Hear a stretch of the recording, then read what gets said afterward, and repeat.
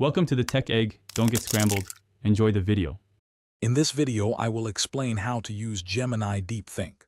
First, navigate to the Gemini interface and locate the Deep Think option.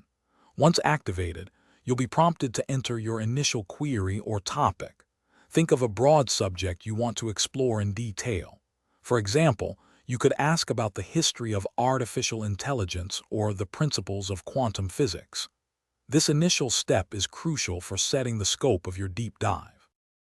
After entering your topic, Deep Think will generate an initial outline. Take a moment to review this structure. You can refine your query if the outline isn't quite what you expected. For instance, if you asked about space, you might refine it to the history of space exploration for more focused results. This iterative process helps tailor the session to your exact learning needs, ensuring you get the most relevant information. Once the Deep Think is generated, you'll see an interactive map of information. Click on any node or section to expand it and reveal more details. This allows you to delve into specific subtopics at your own pace. If something isn't clear, simply type a follow-up question directly into that section. Deep Think will provide further explanations, helping you build a comprehensive understanding of the subject matter.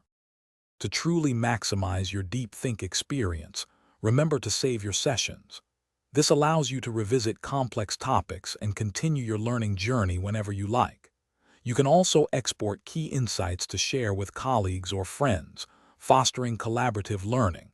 For more great tips and deals, including that awesome car air freshener, make sure to check the description below. We've got some fantastic resources linked there just for you. Thanks for watching. Consider subscribing if I helped unscramble your problems.